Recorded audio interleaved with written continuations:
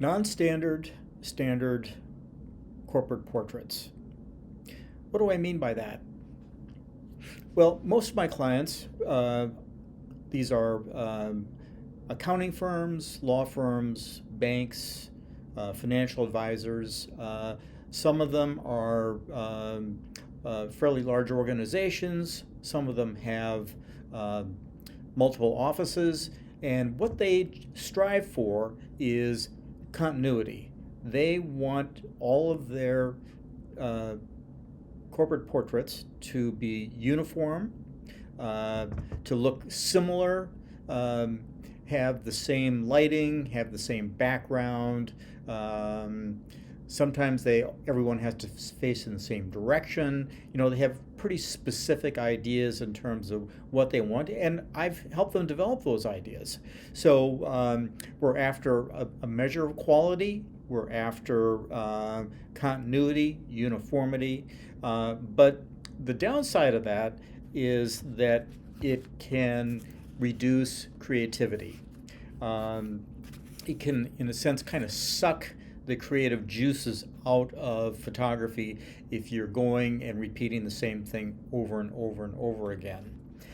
So over a period of time, I developed an approach that I call non-standard standard corporate portraits. And I have encouraged some of my clients to embrace that idea for their entire firm's portraits, but more often than not, what I try to do is inject that element into photo shoots by shooting the standard portraits that the client wants, and then going beyond and shooting some extras. And some of those extras end up being personal assets used by the individual. Others are used by the client for alternative uses, so they do come into play commercially. They're obviously very useful for marketing and also for idea stimulation, so that both clients and prospects can look at the pictures and say, hey, you know what? Maybe we could do things a little bit differently than we've always done. So what are the things that I change? Well, one of the things that I do frequently is change the lighting ratio. So instead of a 1-to-1 ratio that most clients prefer, I might go to a larger ratio, let's say 2-to-1 or even 3-to-1, like I used with Anthony here, and maybe add a little bit of that Rembrandt lighting to light up the tip of the cheek. So changing the lighting ratio can really add drama, can make the picture look, the portraits look different, attract attention. Another thing that I use is aspect ratio. Instead of typically shooting the average 4:6, I'll often default to an 8:10 ratio, sometimes to a 10:8, so go to horizontal, or even a 16:9 ratio, which is movie screen format, to make the pictures look different. Camera position. I usually shoot straight on to the head, so the camera is positioned on the tripod with the lens pointing straight at the person's eyes, but it might make sense to have the camera higher, so you're looking down on the person. In situations like that, I'll often put them lower on a posing stool or even on a cube to get them down low so that I can get up high and shoot down on them. I might do it in reverse. Go low, shoot up to them.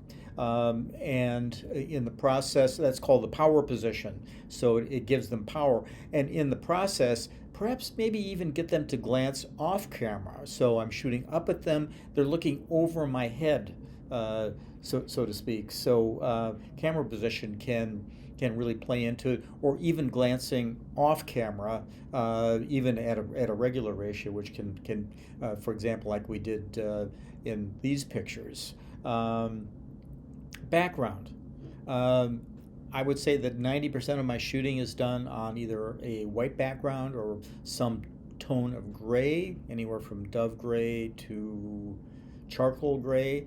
But perhaps add black. Throw a light on the black and make it not quite black, so it's off black, if you will. Use the background light. Make a spot, highlight behind the person, or move it out and have it splash a uniform shade across the whole thing, or even move the background light off to the side and have it cast a gradient across the backdrop. I have some light panels that I use that are black and white, and that can be used for both diffusing as well as blocking light. Sometimes I'll bring one into a picture and use it to split the background so that it looks different.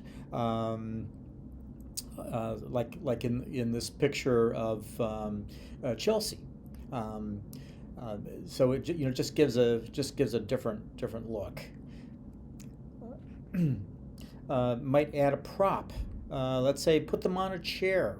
I have some fun chairs that I've acquired over the years, and you can do a lot of things with chairs. Their arms up on the chair, like I did with Roseanne, which was really kind of a defining picture for me for a long time. Or like with Shannon, I just put her up. She's a small woman. I just put her up on the chair and just had her get comfy. And she just showed me that pose herself, actually. Use props like that, maybe even leaning against a chair, or as I did with Joe here, just to use a chair and have the subject put their arm up on the side of the chair.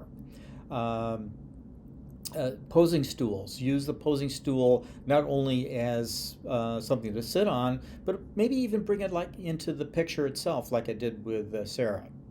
Or use a cube. I have some square cubes and rectangular cubes that I use. Have the person, the subject, put their foot up on a cube and lean into it. Lean their elbow into it, like I did with Steve here. Cropping. If you're a student of film, as I am, and when I look at movies, I look at the way they crop different scenes, crop people, and I've often find that they use they generously use cropping the tops of heads off as a way to focus more attention on the person's expression. And so, I'll use that too from time to time. Again, use it judiciously. You don't want to crop too much, but just adding a little bit of that cropping of the top of the head off can make a big difference too. Or even change the cropping to add more a background. Typically when I shoot, I'll have a nice amount of headroom over the top of the person's head, but maybe how about widening that out and putting them at the bottom of the frame, like I did with Echo in this particular photo. Hands. I bring hands into the picture very frequently. I think hands are expressive, and they help people express themselves because, of course, when we talk, we all use our hands and our arms to gesture, and so I'll bring hands into the picture. Everybody loved this picture of Roberta. I think it got something like 10 or 11,000 views on LinkedIn. People just loved that picture. Of course, she's a really well-connected individual in the community, but gosh, she just looked great in that shot, and I think the hands had a lot to do with it. Hands clasped, or even like I did with Sonia here, grabbing the braids of her beautifully braided long hair and gripping onto it. Just made her look really stylish and beautiful. Or with Sarah, Sarah and I had this conversation about expressing herself in her creativity and the way she gives as an architect.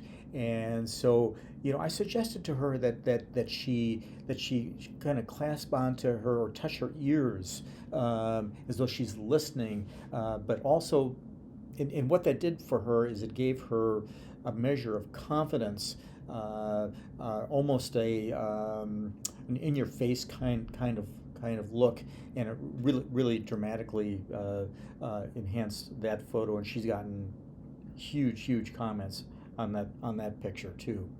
I mentioned earlier, looking off camera or looking above the camera. As Sam did here in this picture, again, he was in that power position, but instead of looking into the lens, which I typically have people do, I had him look over the top of the lens. Or as I did with Nelson here, just glancing off to the side, as if he's thinking. Let's see here. I guess the whole thing here is to break the stereotype. Break the stereotype that people have of accountants, lawyers, engineers. Sarah, for example, is a CPA. Well, this does not look like a CPA picture, and I think that's the whole part. One of the important parts of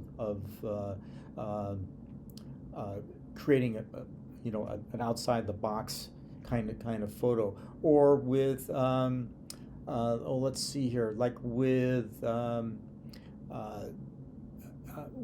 Mason. Mason's an engineer. He's a smart guy. Obviously, he looks like it with the glasses and all that. But you know what? With wearing the jeans and his forearm up on his leg, he looks like just a regular kind of a guy, And so it just really helps break that stereotype. I have a series that I run on LinkedIn and other social media called "If you can't have fun, go home." These are moments that where I catch people laughing or making a funny gesture, like I did with Lakita here, and it becomes kind of the picture. In addition to just a regular portrait, it becomes something kind of fun. Going back to Echo, she just spontaneously looked up, and I shot that picture. And or with Jacob, we were kind of fooling around, and I made a comment, or he something like that, and he put his hand on his forehead. Oh, gee, and he really loved that picture, and it, even though it's a very atypical, unusual portrait, he loved it. The important thing is, about taking a picture like that is just be ready. Always have your hand on that shutter, just in case. A lot of these poses that I shoot pictures of come from the discussion that we have before we even start taking pictures. So when a person comes into the studio, we chat for a while. I find out a little bit about them, about what they're doing, where they worked, where they're going to, what their career is like, what their family's like, and very often people will show me their pose, and I'll just watch them, and then I'll put them into the set, get ready to shoot, and then I'll just pose them exactly how they were talking. And that's something I did with Kelsey here. That's the way she was talking. So we did that pose, and that's the one she loved. She just thought it was great. Or I'm just trying to think here. Let's see. Well, I wanted to actually go back and just mention again, catching people off guard. This picture that I took of Charlotte was an outtake. It was right at the end of the shoot, and I can't remember what we were talking about, but she made this motion to make a point, and I was on the camera, and I just shot the picture, and it became a defining moment for her and for me. I actually used this picture for the cover of one of my magazines that I produce and send out promotionally. So and same thing actually. Going back to the picture of Mitch here. We were just talking, and he made that gesture, and I wasn't able to catch it, but he knew what he did, and so I said, I want you to repeat that gesture to me. And he's an attorney, okay, so kind of again a really out of character kind of look for a lawyer, but he loved it, and when we posted that online, he got beaucoup comments about that too. Well, let's see here. I already mentioned, different ways to use background lights, use hair lights as a way to, to boost and highlight people's hair. That was very helpful. For example, with JJ, even though he had, he had a luxurious head of reddish blonde hair, that hair light really just brought out those highlights. Black and white. Black and white photography can be a little bit of a cliche, but you know what?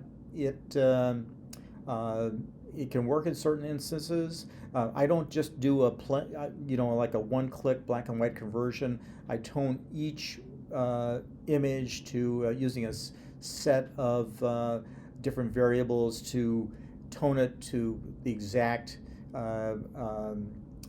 shading for that particular person.